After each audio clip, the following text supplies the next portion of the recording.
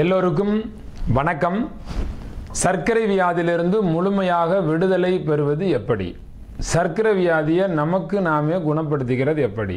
செலவு இல்லாமல், மாத்திரை இல்லாமல், மருந்து இல்லாமல், சுகர்லேருந்து பவரான ஆளாக உருவாகணும். அது எப்படி? இதை தான் நான் சொல்லித்தரப்பேன். இப்போ உங்களுக்கு நான் சொல்கிறத அப்படியே ஃபாலோ பண்ணுங்கள். 15 நாளையிலிருந்து அதிகபட்சம் 3 மாதத்துக்குள்ளே உங்கள் சர்க்கரை வியாதி பூரணமாக குணமாகும். மருந்து மாத்திரையை உடனே நிப்பாட்டணுமா அப்படின்னு கேட்டிங்கன்னா, மருந்து மாத்திரை இன்சுலின் இதெல்லாம் நீங்கள் உடனடியாக நிறுத்த வேண்டாம். கொஞ்சம் கொஞ்சமாக நீங்கள் குறைச்சிக்கிட்டே வரலாம். குணமாகக்கூடிய நிலைமை உங்களுக்கு தெரிய அப்புறமா நீங்கள் கொஞ்சம் கொஞ்சமாக குறைச்சிக்கலாம். இப்போ மாத்திரை மருந்து சாப்பிட்டீங்க அப்படின்னா பொதுவாக என்ன ஆகும் அப்படின்னா, சர்க்கரை வியாதி கண்ட்ரோலில் இருக்கும். மருத்துவரே என்ன சொல்லி கொடுப்பாரு அப்படின்னா, வியாதியை குணப்படுத்த முடியாதுங்க, சர்க்கரை வியாதியை கண்ட்ரோல் தான் பண்ண முடியும் அப்படின்னு சொல்லி தான் மாத்திரை கொடுப்பாரு. ஆனால் நம்ம என்ன சொல்கிறோம், சர்க்கரை வியாதியை முழுமையாக குணப்படுத்த முடியும்னு சொல்கிறோம். இது ஒரு பெரிய உலக புரட்சி. இந்த உலகமே மாறப்போகுது.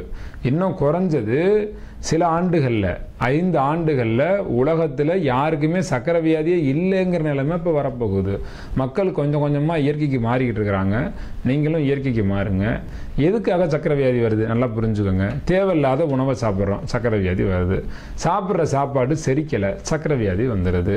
மோசமான குளுக்கோஸு ரத்தத்தில் சுற்றுதுங்க, இதாங்க சர்க்கரை வியாதி, வேறு ஒன்றும் இல்லை. மோசமான சர்க்கரை ரத்தத்தில் அதிகமானுச்சுன்னா அதுக்கு பேர் சர்க்கரை வியாதி. இப்போ இந்த சர்க்கரை வியாதியை சரி பண்ணணும்னா என்ன செய்யணும்னா, கொஞ்ச நாளைக்கு சமையல் அல்லாத உணவு, இயற்கை உணவு சாப்பிட்டீங்க அப்படின்னா உடனடியாக சர்க்கரை வியாதி சரியாயிரும். சர்க்கரை வியாதி சரி பண்ணுறதுக்கு ஃபஸ்ட்டு நீங்கள் செய்ய வேண்டிய வேலை, நாட்டு மருந்து கடைக்கு போய் ஆவாரம் பூ அப்படின்னு ஒரு பூ இருக்கும், அந்த பூவை வாங்கிட்டு வாங்க. ஆவாரம் பூன்னு கேளுங்க, அந்த பொடி வச்சுருப்பாங்க, வாங்கி கொண்டு வந்து வீட்டில் டெய்லி காலையிலையும் சாயந்தரமும் வெந்நீரில் ஒரு ஸ்பூன் ஆவாரம்பூ எடுத்து போட்டு நல்லா கொதிக்க வச்சு, கொதித்த தண்ணியில் நாட்டு சக்கரை கலந்து சாப்பிடுங்க. நாட்டு சக்கரை கலக்காமல் ஆவாரம்பூ தண்ணியை கொதிக்க வச்சு குடிக்கிறது அதை விட நல்லது. கொஞ்சம் துவர்ப்பு சுவையாக இருக்கும். சுவை கூடுதலாக வேணும்னா நாட்டு சக்கரை கலந்துக்கலாம். நாட்டு சக்கரை சர்க்கரை வியாதி உள்ளவர்கள் தாராளமாக சாப்பிடலாம். எல்லா வகையான இனிப்புகளும் சாப்பிடலாம், வெள்ளை கலர் சுகர் தவிர. ஒயிட் கலர் சுகர் இருக்குது பாருங்கள், ஜீனின்னு சொல்லுவீங்க, அஸ்கா சக்கரைன்னு சில பேர் சொல்லுவாங்க. அந்த ஒயிட் சுகரை சாப்பிடவே சாப்பிடாதீங்க. வெள்ளை கலர் ஜீனி சாப்பிட்டீங்கன்னா எல்லா பிரச்சனையும் சந்திப்போம். இந்த வெள்ளை கலர் ஜீனி உள்ளே போணுச்சுன்னா, வயிற்றுக்குள்ளே போனால் வெள்ளை கலர் ஜீனியும் சரிக்காது. வெள்ளை கலர் ஜீனி எதோட சேருதோ, அந்த ஒயிட் சுகர் எந்த பொருளோட சேர்ந்துருக்கோ அந்த பொருளையும் சரிக்க விடாது. அப்போ நமக்கு இயல்பாகவே ரத்தத்தில் மோசமான குளுக்கோஸ் அதிகமாயிரும், சர்க்கரை வியாதி வந்துடும். அதனால் வெள்ளை கலர் ஜீனி தவிர தேன் சாப்பிட்லாம், பனங்கருப்பட்டி சாப்பிட்லாம். நீங்கள் வீட்டில் இருக்கக்கூடிய வெல்லம் இருக்குது பாருங்கள், பயன்படுத்துறீங்க, நீங்கள் பயன்படுத்துகிறீங்களா, அந்த வெல்லம் சாப்பிடலாம். நாட்டு சர்க்கரை பயன்படுத்தலாம். இப்போ மூலிகை சர்க்கரை அப்படின்னு சொல்லி ரொம்ப அட்வான்ஸ்டாக இயற்கை ரீதியாக மூலிகை சர்க்கரைலாம் கொடுக்குறாங்க, அந்த சர்க்கரைலாம் நீங்கள் சாப்பிட்லாம். சர்க்கரை வியாதி உள்ளவர்கள் தன்னுடைய வியாதியை முழுமையாக குணப்படுத்தணும் அப்படின்னு முடிவு பண்ணிட்டீங்கன்னா, தினசரி காலை மாலை ஆவாரம்பூ டீ குடிச்சே ஆகணும். டீ, காஃபி, பால் இது சாப்பிட்றத உடனடியாக நிறுத்தணும். டீ சாப்பிட்டுக்கிட்டு, பால் சாப்பிட்டுக்கிட்டு, காஃபி சாப்பிட்டுக்கிட்டு சர்க்கரை வியாதியை குணப்படுத்த முடியவே முடியாது. முதல்ல டீ, காஃபி, பால் இதை தியாகம் பண்ணுங்க, அப்போ தான் உங்களுக்கு குணமாகும். அதே நாட்டு மருந்து கடையில் பன்னீர் பூ அப்படின்னு ஒரு பூ இருக்குது, அந்த பூவை போய் வாங்குங்க. அந்த பூவை வாங்கி, பன்னீர் பூ கிடைக்கல அப்படின்னா தேன் கனி காய் அப்படின்னு ஒரு ப்ராடக்ட் இருக்குது, அதை போய் வாங்குங்க. நாட்டு மருந்துகளில் கேளுங்க, வீட்டை விட்டு முதல்ல எந்திரிச்சு வெளியில் போங்க, இயற்கை அங்காடிக்கு போங்க, நாட்டு மருந்து கடைக்கு போங்க. எங்கேயுமே போகாமல் சும்மாவே வீட்டில் உட்காந்துக்கிட்டு வியாதி குணமான எப்படி குணமாகும்? எங்கெங்கெல்லாம் நல்ல நல்ல இடம் இருக்கோ அதெல்லாம் தெரிஞ்சு வச்சுக்காமே இருக்கிறோம். நம்ம எல்லோரும் போங்க, போய் பாருங்கள். பன்னீர் பூ வாங்கிட்டு வாங்க, இல்லை தேன்கனிக்காய் வாங்கிட்டு வாங்க. பன்னீர் பூ என்ன பண்ணணும் அப்படின்னா, ஒரு 5 பூவை எடுக்கணும். அது பன்னீர் பூன்னு சொல்லுவோம், ஆனால் பார்க்குறதுக்கு சுண்டகத்தல் மாதிரி இருக்கும். அந்த பூவை எடுத்து என்ன பண்ணணும், தண்ணியில் போடணும். நைட்டு ஒரு டம்ளர் தண்ணியில் ஊற போட்டுறணும். ஊற போட்டுட்டு நைட்டு ஊற போட்டு தூங்குனீங்கன்னா காலையில் எந்திரிச்சு அதை அப்படி நசுக்குனீங்கன்னு வச்சுக்கோங்களேன், தண்ணியோட தண்ணியாக கரைஞ்சிரும். கரைஞ்சதுக்கப்புறம் என்ன பண்ணணும், அதை வெறும் வயிறில் அந்த பன்னீர் பூவையும் சாப்பிட்டு அந்த தண்ணியையும் குடிச்சிடணும். பன்னீர் பூ கிடைக்கலன்னா தேன்கனிக்காய் வாங்கி வச்சுட்டு தினசரி காலையில் இந்த தேன்கனிக்காய் எடுத்து உடச்சிங்கன்னு வச்சுக்கோங்களேன், உள்ளுக்குள்ளே புளிய விதை மாதிரி ஒன்று இருக்கும், அதை எடுத்து வாயில் போட்டு மென்று கடித்து சாப்பிடணும். கசக்கும். அதுக்கு பேர் தான் தேன்கனிக்காய், ஆனால் தேன் மாதிரி இனிக்காது, அது கசப்பாக இருக்கும். தினசரி இதை நீங்கள் சாப்பிட்டுட்டே இருக்கணும். அதுக்கடுத்து நீங்கள் மாற்ற வேண்டியது குடிநீர் மாற்றணும். மினரல் வாட்டரோ ஆர்ஓ வாட்டரோ குடிக்கக்கூடாது. எந்த தண்ணி குடிக்கணும் அப்படின்னா பூமியிலிருந்து கிடைக்கக்கூடிய நேரடி தண்ணி, அரசாங்கம் கொடுக்கக்கூடிய கார்ப்பரேஷன் டேப் வாட்டர் குடிக்கணும். நீங்கள் உலக நாடில் எந்த நாடாக இருந்தாலும் சரி டேப் வாட்டர் குடிங்க. சரி, வேறு என்ன செய்யலாம் அப்படின்னா பூமி தண்ணி, போர் தண்ணி, நேரடியாக நீங்கள் எடுக்கிற கிணத்து தண்ணி, ஆற்று தண்ணி, ஊற்று தண்ணி இதெல்லாம் குடிங்க. சில பேர் மினரல் வாட்டர் தான் எங்களுக்கு கிடைக்குது, வேறு எந்த தண்ணியுமே கிடைக்கல அப்படின்னு வெளிநாட்டில் இருக்கக்கூடியவங்க நிறைய பேர் சொல்கிறீங்க. இப்போ மினரல் வாட்டர் தான் கிடைக்குது அப்படின்னா அந்த மினரல் வாட்டர் வாங்கி ஒரு பாத்திரத்தில் வச்சுட்டு வில்வ இலையை பறித்து அதில் போடுங்க. தண்ணி நல்ல தண்ணியாக மாறிடும். நல்ல அருமையான ஒரு குவாலிட்டியான வாட்டர் அது மாறும். துளசி எடுத்து அந்த தண்ணியில் போட்டு ஊற வச்சு குடிங்க. இது நல்ல தண்ணியிலையும் போட்டு குடிக்கலாம். மினரல் வாட்டர் மட்டுமே கிடைக்கக்கூடியவர்கள் கண்டிப்பாக அதை செய்யுங்க. துளசி தண்ணியை குடிங்க. ஆனால் நொச்சியில் வாங்கி போட்டு அந்த தண்ணி குடிங்க. இது கிடைக்கல அப்படின்னா பெரிய நெல்லிக்காய் ஒன்று வாங்கி நச்சு அந்த தண்ணியில் போட்டு அந்த பெரிய நெல்லிக்காயினுடைய சாரமெல்லாம் அந்த தண்ணியில் இறங்கினோன்னா அந்த தண்ணியை குடிங்க. ஜீரக தண்ணி குடிங்க. இது போல் தண்ணி குடிங்க. முக்கியமாக 6 ரூபா மினரல் வாட்டர் குடிக்கக்கூடாதுங்க, அதான் முக்கியம். ஒயிட் கலர் சுகர் சேர்த்துக்கூடாதுங்க, அதான் முக்கியம். எந்த விதமான குளிர்பானங்களும் சாப்பிடக்கூடாதுங்க, அதான் முக்கியம். இப்போ நான் என்ன சொல்ல போகிறேன் உங்களுக்கு, இப்போ இதெல்லாம் பேசிக் ஐடியாஸ் சொல்லிட்டேன் உங்களுக்கு. குளியல் முறைகள் மாற்றணும், அதுவும் நான் இப்போ சொல்லிடுவேன். உணவு முறைகள் மாற்றணும், அதுவும் நான் சொல்லிடுவேன். ஒரு 15 நாளைக்கு தேவையான மெனு, என்னென்ன உணவை எப்படியெல்லாம் தயார் பண்ணலாம் அப்படிங்கிறத சொல்ல போகிறேன் இப்போ உங்களுக்கு. அதுக்கடுத்து 3 மாதம், அதாவது சில ரொம்ப வீரிய வியாதி இருக்குது பாருங்கள், 20 வருஷமாக இருக்குது எனக்கு சக்கரை வியாதி, 15 வருஷமாக இருக்குது சக்கரை வியாதி அப்படின்னு அதிக ஆண்டுகள் இருக்குல்ல, அவங்களுக்கெல்லாம் ஒரு 3 மாதம் தொடர்ந்து நீங்கள் ஃபாலோ பண்ணணும். முழுவதுமாக இயற்கைக்கு மாறுங்கள். அடிக்கடி இடுப்பு குளியல் எடுங்க. சர்க்கரை வியாதி உள்ளவர்கள் இடுப்பு குளியல் எடுக்கணும். இடுப்பு குளியல்னா ஆற்றுலையோ குளத்துலையோ அல்லது பெரிய பக்கெட்லையோ தண்ணி வச்சுட்டு இடுப்பில் தொப்புள் இருக்குது பாருங்கள், இந்த தொப்புள் பாதி அளவு நனையக்கூடிய அளவுக்கு அப்படியே தண்ணிக்குள்ளே போய் நிற்கணும். தொப்புளுக்கு மேலே தண்ணி மேலே இருக்கணும், தண்ணிக்குள்ள நனையக்கூடாது. தொப்புளுக்கு கீழே தொப்புளில் பாதி அளவுக்கு, தொப்புள் வட்டமாக இருக்கும், அதில் பாதி அளவுக்கு தண்ணியில் நனைகிற மாதிரி இடுப்பு தண்ணிக்குள்ள நனைகிற மாதிரி நிற்கணும். நீங்கள் அரை மணி நேரம் 3/4 மணி நேரம் தண்ணிக்குள்ளே நின்றுட்டு எந்திரிச்சு வாங்க.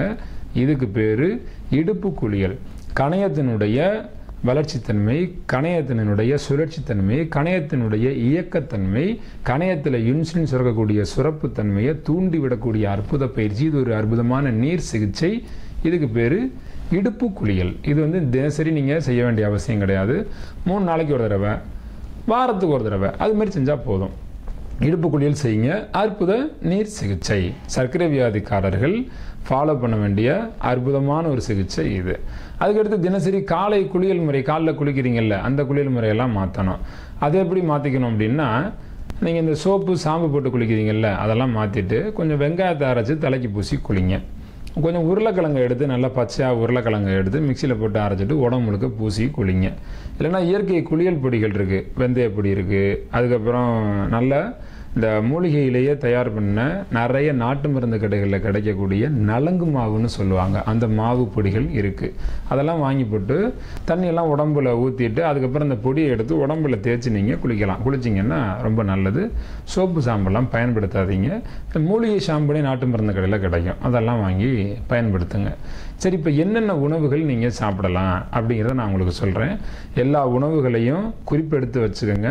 இல்லை ஒவ்வொரு நாளும் இந்த சீடியை பார்த்து இந்த உணவுகளை ஃபாலோ பண்ணுங்கள்.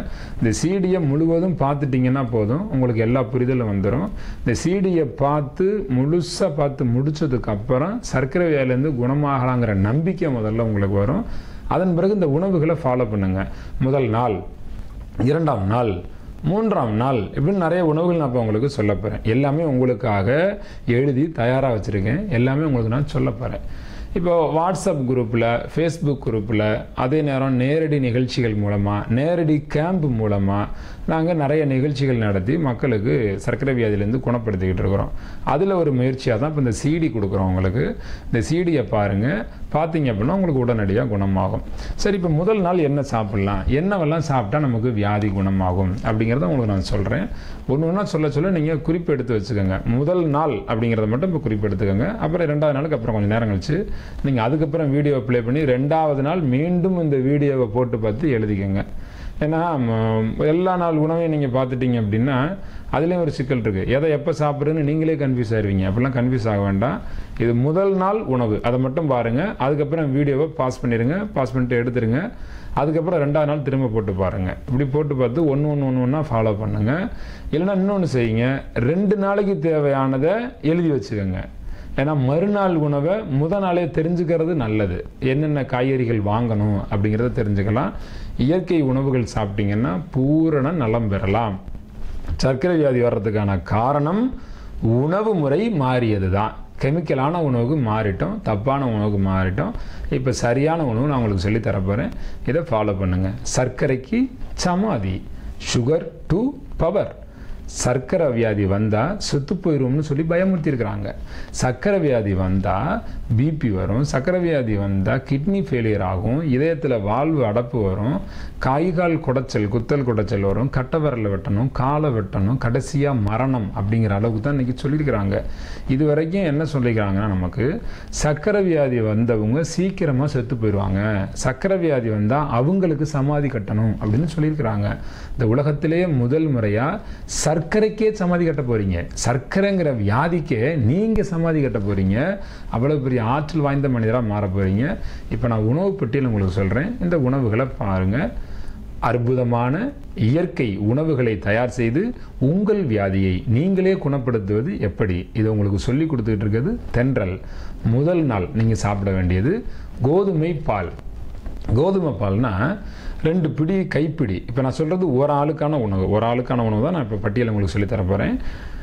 2 கைப்பிடி முழு கோதுமையை எடுத்து தண்ணியில் ஊற வச்சிடணும் முதல் நாள் இரவு.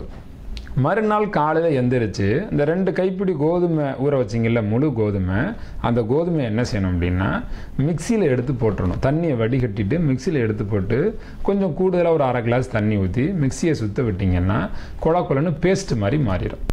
அந்த பேஸ்ட்டு நீங்கள் என்ன பண்ணணும், இன்னும் கொஞ்சம் தண்ணி ஊற்றி நல்லா கலந்தீங்க அப்படின்னா கோதுமை பால் தயாராகிடும். அந்த கோதுமை பாலை வடிகட்டி வச்சுக்கணும். இப்போ 1 கிளாஸ் கோதுமை பால் வந்துருச்சுன்னா அதே அளவுக்கு ஈக்குவலாக தேங்காய் பால் பிழிஞ்சு எடுத்துக்கணும். தேங்காயை உடைச்சி தேங்காய் பால் பிழிஞ்சு எடுத்துக்கோங்க. 1 கிளாஸ் தேங்காய் பால், 1 கிளாஸ் கோதுமை பால், 2யும் ஆட் பண்ணுங்கள். 2யும் மிக்ஸ் பண்ணுங்கள். மிக்ஸ் பண்ணிவிட்டு தேவையான அளவு நாட்டு சர்க்கரை போட்டுக்கோங்க. 1/4 டீஸ்பூன் ஏலக்காய் பவுடர் போட்டு கலந்துக்கோங்க. அற்புதமான உணவு கோதுமை பால். இது ஒரு நேர உணவு. கொஞ்சமாக வாயில் ஊற்றி 2 உதடு மூடி, இந்த உதடை இப்படி மூடிடணும். மூடிட்டு லைட்டாக கொஞ்சம் கொஞ்சமாக அந்த கோதுமை பாலை வாயில் வச்சுருந்து கொஞ்சமாக தான் முழுங்கணும். முழுங்குறதுக்கு முன்னாடி வாயில் அமைதியாக வச்சுருங்க. உமிழ்நீரோடு அது கலக்கும். நீங்கள் கொப்பளிக்காமலும் இருக்கலாம். வாயை நல்ல உமிழ்நீரோடு கலந்து அந்த உணவு செரித்தலுக்கு தயாராகி உள்ளே போகும். உதடு மூடி நீங்கள் சாப்பிடலை அப்படின்னா காற்றும் உணவும் உள்ளே போகும். உதடு மூடி சாப்பிட்டீங்கன்னா உணவு மட்டும் உள்ளே போகும், செரிமானத்துக்கு தயாராகி உள்ளே போகும். வாயில் ஒரு உணவை நீங்கள் வச்ச உடனே உடம்புல இருக்கக்கூடிய எல்லா ஜீரண சுரப்பிகளும் ஓப்பன் ஆயிரும். எல்லா ஜீரண சுரப்பிகளும் செரிக்கிறதுக்கு ரெடியாக இருக்கும். எப்போன்னா பசிக்கும்போது சாப்பிட்டீங்கன்னா. காலைல எந்திரிச்ச உடனே சாப்பிடக்கூடாது. காலைல எந்திரிச்சு எல்லா வேலையிலையும் பார்த்துட்டு காலை கடனெல்லாம் முடிச்சுட்டு அதுக்கப்புறம் உங்களுக்கு எப்போ சாப்பிடணும்னு தோணுதோ, பசி உருவாகுதோ அப்போ தான் நீங்கள் இதை சாப்பிட்ணும். கோதுமை பால் அப்படிங்கிற உணவு. அதுக்கடுத்து இன்னொரு உணவு தர்றேன். இது முதல் நாள் உணவு. இன்னொரு உணவு என்ன அப்படின்னா பீட்ரூட் பேடா அப்படிங்கிற உணவு. இப்போ இதுக்கு என்ன தேவை அப்படின்னீங்கன்னா ஒரு பீட்ரூட் வேணும். நிலக்கடலை ஒரு கைப்பிடி இப்படி அள்ளிக்கணும். இப்போ பீட்ரூட் அப்படின்னா ஒரு பீட்ரூட் எடுத்து தோலெல்லாம் சீவிட்டு பீட்ரூட் அந்த கேரட் செய்கிறதுன்னு ஒரு தகரம் இருக்கும் பார்த்தீங்களா, அதில் நல்லா துருவுனீங்கன்னா துருவல் கொட்டிடும். அந்த துருவலை எடுத்து தனியாக ஒரு பாத்திரத்தில் வச்சுட்டு ஒரு கைப்பிடி நிலக்கடலையை எடுத்து தண்ணியில் ஊற போட்டு ஊறின நிலக்கடலையை எடுத்து திரும்ப இந்த பீட்ரூட் மேலே போட்டுறணும். அதுக்கப்புறம் கொத்தமல்லி தலை வாங்கி பொடியாக வெட்டி அதில் போட்டுறணும். தேங்காய் ஒரு 1/2 மூடி தேங்காயை துருவி அள்ளி அதில் போட்டு மிக்ஸ் பண்ணிக்கோங்க.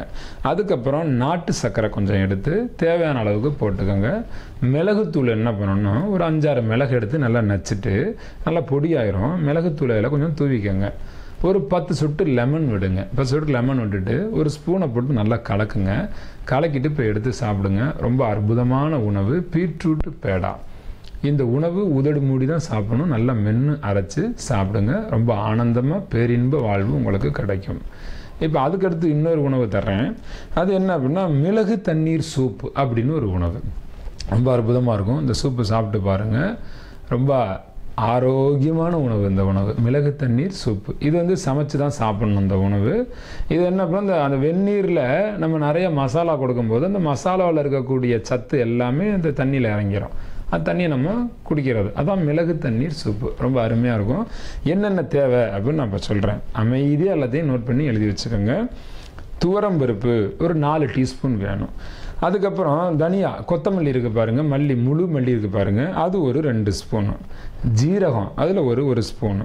சோம்பு 1/4 டீஸ்பூன் வேணும். வெந்தயம் அதுவும் 1/4 டீஸ்பூன் வேணும். பட்டை ஒரு பீஸ் வேணும். அதுக்கடுத்து மிளகு அதுவும் 1 டீஸ்பூன் வேணும். எல்லாத்தையும் ஒரு பாத்திரத்தில் போட்டு வறுக்கணும். வறுத்துட்டு அப்படியே மிக்சியில் போட்டு பொடி பண்ணி வச்சுக்கணும். இப்போ நான் சொன்ன எல்லாத்தையும் பொடி பண்ணி தனியாக வச்சுக்கோங்க. இது ஒன்று. அடுத்து என்ன செய்யணும்னா வெங்காயம், சின்ன வெங்காயம் இருக்குல்லங்க, 10 பீஸ் வேணும். பொடியாக வெட்டி வச்சுக்கோங்க. அதுக்கப்புறம் தக்காளி ஒரு 3 பீஸ் எடுத்து அதையும் பொடியாக நறுக்குங்க. இஞ்சி ஒரு இஞ்சி சைஸுக்கு இஞ்சி எடுத்துக்கோங்க. நல்லா பொடியாக நைஸாக வெட்டி வச்சுக்கோங்க. அதுக்கடுத்து பூண்டு கொஞ்சம்னா ஒரு 4 பல்லு பூண்டு, வெள்ளை பூண்டு எடுத்து உரித்து வச்சுக்கோங்க. பச்சை மிளகா 1 மிளகா எடுத்துக்கோங்க. எடுத்துகிட்டு கொஞ்சம் எண்ணெயை ஊற்றி இது எல்லாத்தையும் போட்டு வதக்கிடணும்.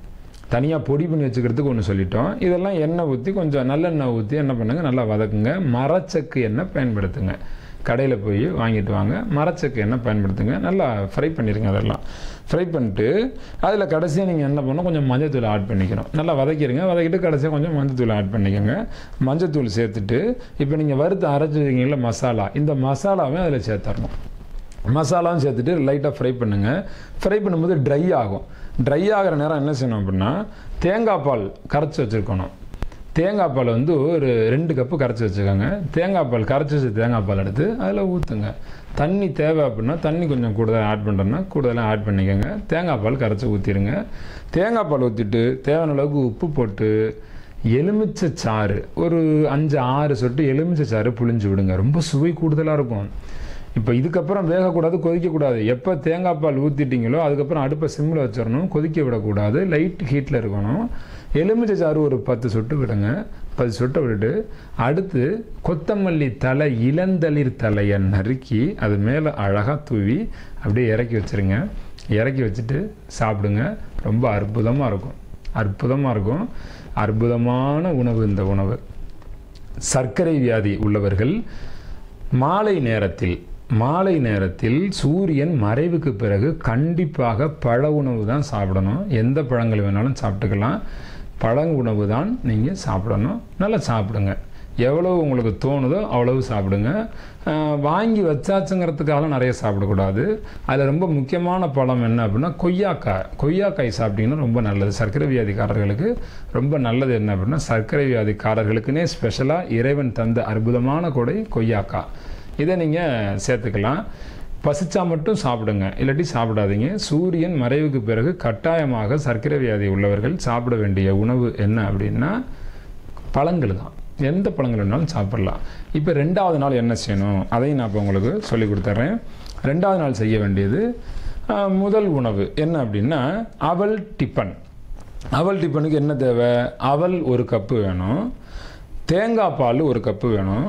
புளி கரைசல் 1/4 கப்பு வேணும்.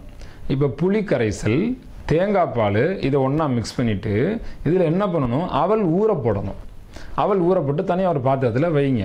அதுக்கப்புறம் மிளகுத்தூள், ஜீரகத்தூள், நாட்டு சர்க்கரை, கருவேப்பிலை, உப்பு இதெல்லாம் தேவையான அளவுக்கு கலந்துக்கங்க எடுத்து வச்சுக்கோங்க. இப்போ ஒரு 20 நிமிஷம் ஆகும் ஊறுறதுக்கு, அவல் ஊறுறதுக்கு. அவலும் தேங்காய் பாலும் புளிக்கரைசல் வச்சுருக்கேன் பாருங்கள், அது ஊறி தயாராகிறதுக்கு ஒரு 20 நிமிஷம் ஆகும். இந்த மசாலாவெல்லாம் அதில் நீங்கள் கலந்து ஒரு ஸ்பூன் போட்டு சாப்பிடுங்க. ஆகச்சிறந்த அற்புதமான இயற்கை உணவு அவல் டிஃபன். இது சாப்பிடுங்க. அடுத்து இன்னொரு உணவு தர்றேன் உங்களுக்கு. என்ன அப்படின்னா வாழைத்தண்டு பச்சடி, சமையல் அல்லாத இயற்கை உணவு. இது எப்படி செய்யணும் அப்படின்னா நல்ல இளமையான வாழைத்தண்டு வாங்கிக்கோங்க. முத்தல் வாழைத்தண்டு வாங்காதீங்க. இளம் வாழைத்தண்டு ஒரு சின்ன பீஸ் ஒன்று வாங்கிக்கோங்க. வாங்கிட்டு பொடியாக வெட்டுங்க. வாயில் போட்டு மெல்லணும்ல அந்த அளவுக்கு ரொம்ப பொடியாக வெட்டுங்க.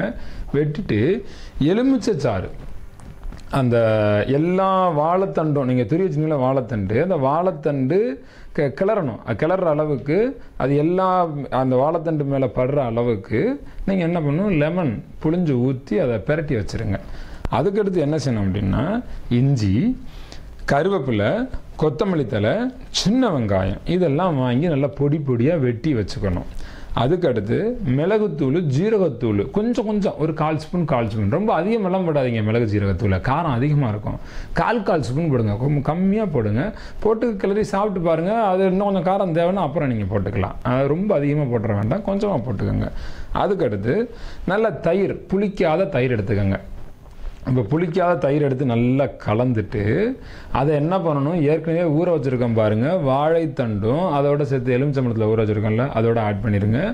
அதுக்கப்புறம் அந்த நறுக்கி வச்சுருக்கக்கூடிய இஞ்சி, கருவேப்பிலை, கொத்தமல்லி தழை, சின்ன வெங்காயத்தையும் அதில் போட்டுருங்க. லைட்டாக உப்பு போட்டுக்கோங்க. உப்பு போட்டு ஒரு கிளறுங்க. கிளறிட்டு சாப்பிடுங்க. சமையல் அல்லாத இயற்கை உணவு உடலுக்கு ஆரோக்கியமான உணவு. இயற்கை உணவு சாப்பிட சாப்பிட சாப்பிட உடம்புல இருக்கக்கூடிய நச்சு கழிவுகள் வெளியில் போகும். செரிமான மண்டலங்கள் ரொம்ப உத்வேகமாகும். மலச்சிக்கல் சரியாகும். உங்களுடைய உடல் அற்புதமான உடலாக மாறிட்டே இருக்கும். இரத்தத்தினுடைய அளவு, இரத்தத்தினுடைய தூய்மை தன்மை மாறும். இரத்தம் சுத்தமாகும்.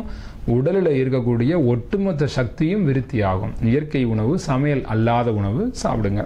அடுத்து முளை கட்டிய பயறு அப்படின்னு ஒரு உணவு தர்றேன். அப்படின்னா என்னென்னா, பாசிப்பயிறு கொஞ்சம் எடுத்துக்கணும், பச்சை வேர்க்கடலை கொஞ்சம் எடுத்துக்கணும்.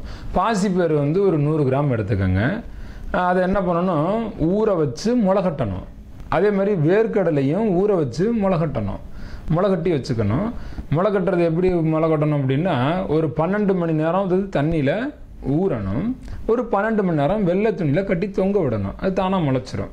இப்போ இது ரெண்டையும் எடுத்து கொஞ்சம் உப்பும் மிளகுத்தூளும் போட்டு கிளறினீங்கன்னா ரொம்ப அற்புதமாக இருக்கும் இந்த உணவு. அதை நேரடியாக அப்படியேவும் சாப்பிட்லாம். வேர்க்கடலையை முளைக்க வச்சு அப்படியே சாப்பிட்லாம். பாசிப்பயிரை முளைக்க வச்சு அப்படியேவும் சாப்பிட்லாம். கொஞ்சம் உப்பு, மிளகுத்தூள், இல்லை இனிப்பாக வேணும் அப்படின்னா நாட்டு சக்கரை அது கலந்துக்கிட்டிங்கன்னா ரொம்ப அற்புதமாக இருக்கும். சாப்பிட்டு பாருங்கள். இப்போ நான் சொல்லக்கூடிய உணவு முதல் நாள், 2ஆம் நாள், 3ஆம் நாள், 4ஆம் நாள்னு சில உணவுகள் சொல்லிக்கிட்டு இருக்கேன். இந்த உணவுகள் எல்லாம் பசிச்சா மட்டும் சாப்பிடுங்க. அந்த நாளில் அதை சாப்பிட்டு ஆகணுங்கிற கட்டாயம் இல்லை. ஒரு உணவுக்கு 2-3 உணவாக கொடுக்குறோம். நீங்கள் என்ன பண்ணுங்கள், பசிக்கும்போது சாப்பிடுங்க. பசிக்கலாம் ஸ்கிப் பண்ணிடுங்க. அந்த உணவு நீங்கள் சாப்பிட வேண்டாம், அமைதியாக இருங்க. பசிக்காமல் சாப்பிடாதீங்க. தாகம் எடுத்தால் மட்டும்தான் தண்ணி குடிக்கணும். தண்ணி ஒரிஜினல் தண்ணி தான் குடிக்கணும். மினரல் வாட்ரு, ஆர்ஓ வாட்ரு குடிக்கக்கூடாது. சக்கை தண்ணி குடிக்கக்கூடாது. கொதிக்க வச்ச தண்ணி குடிக்கக்கூடாது. தேவைப்பட்டால் சூடுபடுத்தப்பட்ட வெந்நீர், வெதுவெதுப்பான நீர் குடிக்கலாம். அந்த நீர் நீங்கள் குடிச்சிக்கலாம். வேறு எந்த தண்ணியும் சாப்பிடாதீங்க. நல்ல தண்ணியாக சாப்பிடுங்க. தண்ணி சுத்தமாக இருக்கணும்னு ஆசைப்பட்டீங்கன்னா நன்னாரி வேர் வாங்கி குடத்தில் போட்டு வச்சிங்கன்னா தண்ணி சுத்தமாக இருக்கும். செம்பு குடம் வாங்கி அதில் ஊற்றி வச்சுருந்தீங்கன்னா தண்ணி சுத்தமாகும்.